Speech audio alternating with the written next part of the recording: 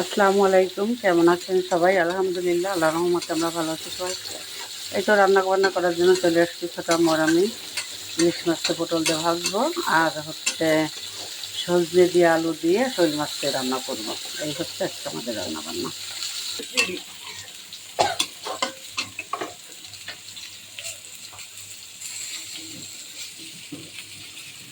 আমি জিরের গুঁড়ো দিয়ে দিলাম। হ্যাঁ, আগে না আমি এই পটলের জন্য একটু নিয়ে নিই, পানি ঝরে নিতে আগে ভালো করে।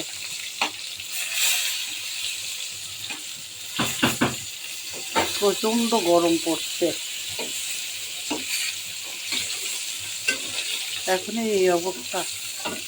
বৈশাখ জ্যৈষ্ঠ মাসে তো আরো, এটা মনে হয় বৈশাখ মাস তো না?